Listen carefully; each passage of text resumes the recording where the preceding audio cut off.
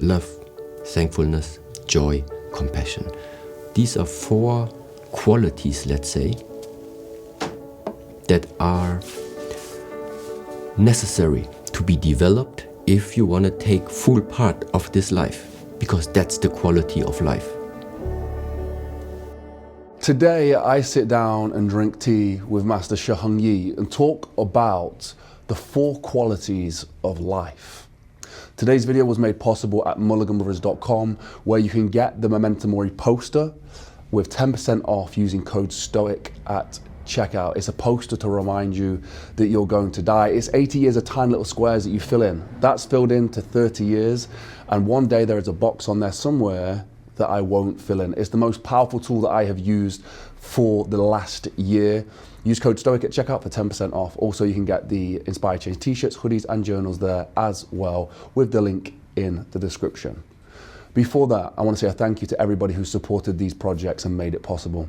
Let's dive into this amazing video with Master Shi Heng Yi from the Shaolin Temple Europe. And if you want to support Master Shi Heng Yi, head over to shaolin.online. To sometimes contemplate or meditate about how does thankfulness actually feel. And because these type of, let's say, qualities in the Buddhist teachings, in the Shaolin teachings, we sometimes call them, these are like the qualities from the heart. Love,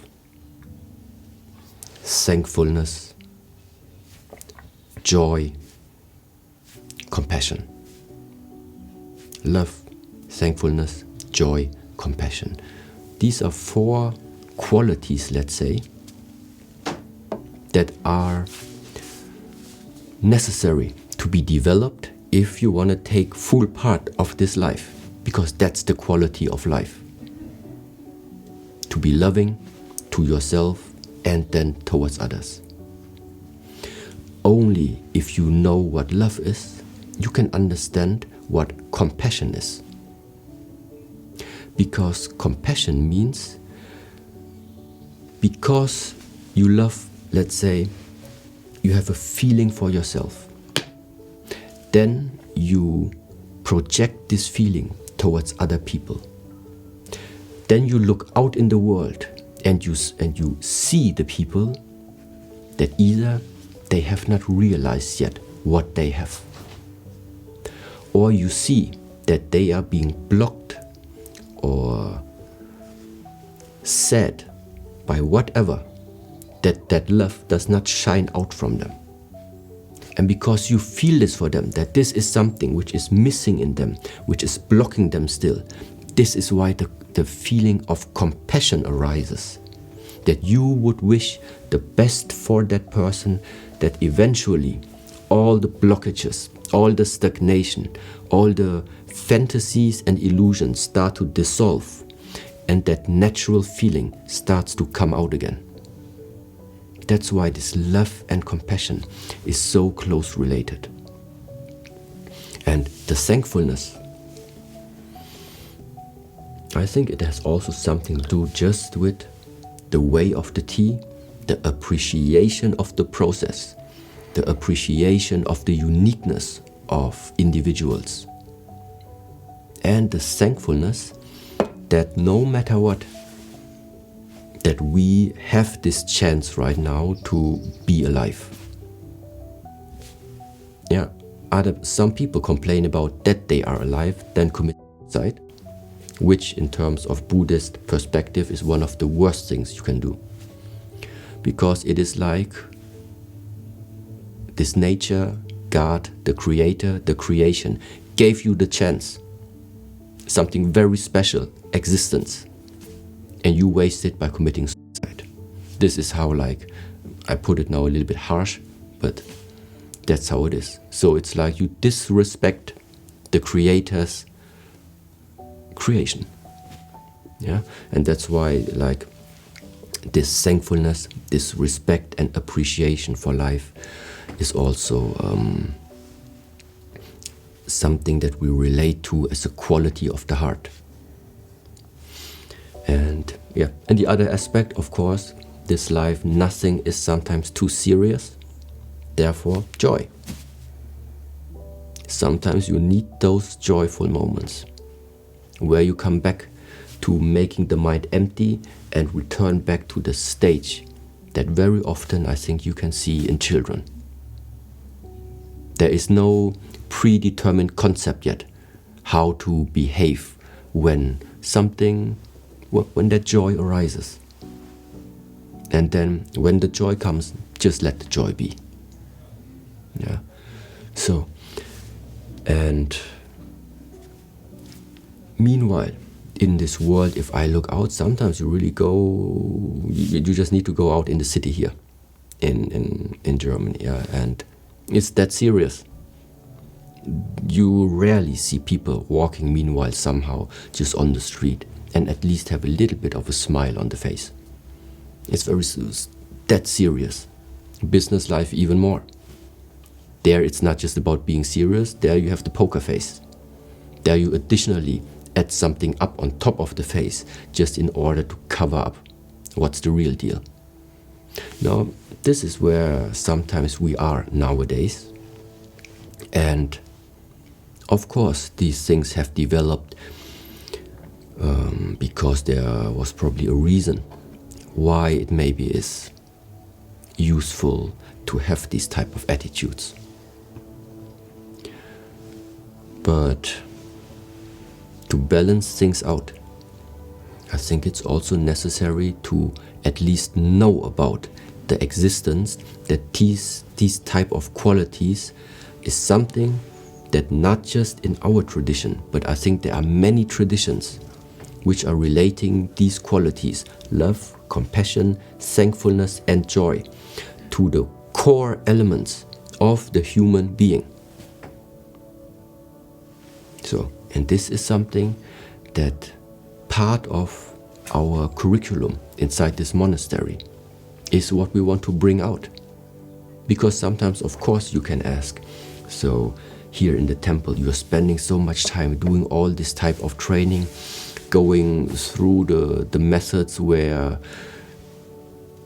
it partially is so painful, there is no joy at all, yeah? But it doesn't mean that we don't like and we don't enjoy what we're doing. We still have our moments over here that are a little bit beyond any type of conceptual structure. Yes? Yeah. Yes, so and one way of how you can get in touch again with the qualities that I just mentioned before is, let's just take thankfulness. It is always this type of structure, also in the teachings in general. If you don't have it, you cannot give it. That is the core essence. So first of all, that also means we need to find a way to get whatever we want to share one day, we need to get it.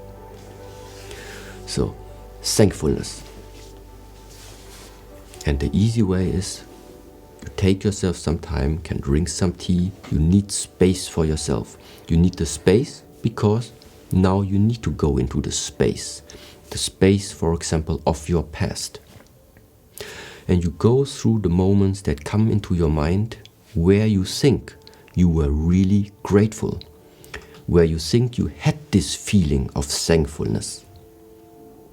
Somebody gave you something, you received something, you achieved something, no matter what it is. So it is something individual from your lifetime. The important part is that it must become real for you again. You try to call up again that moment where you felt this thankfulness. And in that moment where you then feel, there is the glimpse of it. Now I can slowly feel it again. That was how it felt. Now it is what we call, now you are adding intention to it, which means you are trying to multiply this feeling inside of you. So you are immersing into this feeling of thankfulness, and it's like, first it's that small seed, it's like a small flame. And now what you do is, you nourish that flame, that it becomes bigger. Yeah, that it becomes bigger. That after some practice, you know very clearly that is thankfulness. It feels like this. Love feels like this. Compassion feels like this. And joy feels like this. And now that you have it, now that you very clearly can determine that's it, now you can project it. In the moment you realize it in yourself, in that moment you realize it in other people. And this is like that really special part, why I think there is no way around than developing yourself with all the skills that you think you want to bring out in this world, or what you think is missing, is lacking in this world. Whatever you think is lacking there, we need to be the ones, first of all, to cultivate it in us. And afterwards, we can very clearly see, in that area, they have it already, this area needs improvement, that one doesn't have it. And this is the idea why every monastery has a protected area. Because inside this protected area, you need sometimes to take your cup of tea, sit back alone, and contemplate. And cultivate something inside of you first, before we then one day go out of the walls, go out of the gates, and do the work. So that is maybe a little bit now also the explanation. Yeah, why is it so strict? Yeah, because on the one side, inside this monastery, it's not that we're here only like for the fun of it. It's also for the fun to express ourselves. But it is also to really develop something. Because it's sometimes necessary to readjust if something is misaligned. Yes? And this can happen by being that location where people can, on the one side, come to us, and we try as good as we can to recalibrate them. But at the same time, it can also mean that sometimes we need to go out if people cannot come to us. Yeah. Now, unfortunately, I think, jumping a little bit with the Four Noble Truths, but that was like my thinking, my thoughts in regards to greed and hate. Yes. And not knowing, or ignorance. Let's start with ignorance, because that is maybe easier to understand. We humans have a very good intuition. Many people have a good intuition. Or meaning, listen to yourself. If you listen to yourself, sometimes you already know the answer. The answer to, come, let's go out tonight, have a party, and let's keep going a little bit. You already know. Yeah, you already know. But sometimes we just ignore it. And this is why then later on sometimes the suffering comes. You knew it, but you ignored it. So that's why this is the third reason why a lot of suffering in this world is coming. Because between knowing something and putting that knowledge eventually also into practice, it's a different thing than knowing and doing what you know, or knowing and ignoring. Then this does not like merge together anymore. So that is like one reason why ignorance is also one of the causes that can lead to what we call suffering. Yeah. And ultimately, not knowing, I would refer and easily explain, just like that picture, what type of a day we have right now. Meaning that you are not supposed to separate into day and night. We have both of it at the same time. But sometimes people don't know this. They don't even know that it is possible to think in these type of sphere, meaning that you slowly start to grasp what is it actually that we are all embedded in. Embedded in a world where day and night exist at the same time, where life and death exists at the same time, not chronologically after another. People don't know this because they still think in terms of chronological pattern. That sometimes also means they think in terms of it will always go in one direction. Which direction? The direction that is propagated nowadays. You need to earn, you need to be positive, you need to be optimistic, you need to have success, you need to be young, you need to be beautiful, you need to be always having. This world is not telling you, let go, support, give, death. Nobody is talking about that line. This is the line that is propagated. So what does it mean? You are being conditioned by whatever you are surrounded with. And if since 100 years everybody is propagating that one, of course the mind is conditioned in this direction. So people don't know that this is only half the truth. And to slowly start observe, slowly start to contemplate about some essential things of this life where we are embedded in. That is giving you more options. That's the whole point about it. There is nothing in a way predetermined that you need to walk along this path. This is the idea of other people.